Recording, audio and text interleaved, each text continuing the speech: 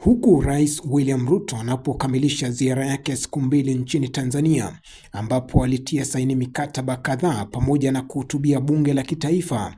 Sasa ziara hiyo imeanza kukosolewa na baadhi ya viongozi wa upinzani, aliyekuwa naibu wake Rigathi Gachagua akimkosoa kwa kutangaza kuanzishwa kwa kiwanda cha kuchakata mafuta eneo la Tanga pasi na ufahamu wa Rais wa Tanzania Samia Suluhu Hassan.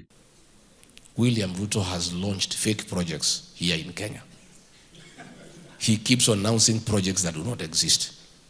The man has become so bold that he is now announcing non-existent projects in a neighboring country. You know, it's so embarrassing to our country that a president from Kenya goes to Tanzania to announce that there will be a project in Tanga for oil refinery when the president of the country is not even aware of such a project. Na japo Rais Ruto alielezea kuwa mpango huo bado uko katika mazungumzo na alijafikia makubaliano, Gachagua amesema rais amekuwa na hulka ya kutangaza miradi hewa nchini, ila sasa amevuka mipaka na kutangaza katika mataifa ya kigeni. At least Mama Suluhu, she is a very bad dictator who has blood on her hands, and we are happy that the International Criminal Court is slowly cornering her. But at least, despite being a brutal dictator, she had the decency to say, no, this is too much of a lie. You know?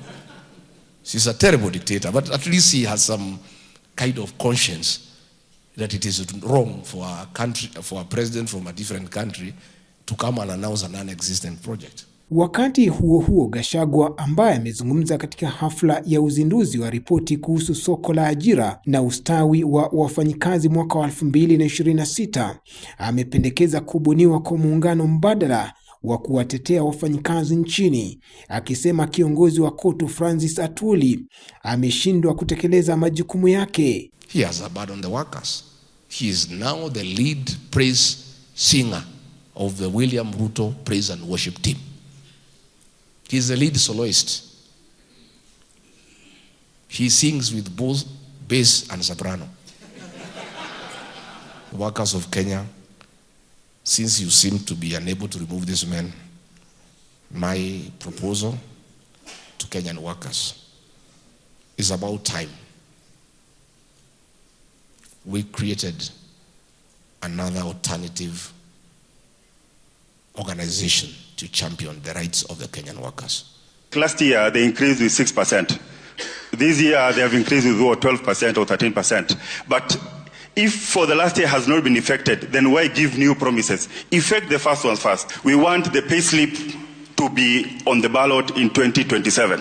Amewataka wafanyikazi nchini kuunga mkono muungano wa upinzani katika juhudi zake za kumbandua uongozini Rais Ruto ili wafanyikazi wapate afueni katika mishahara yao.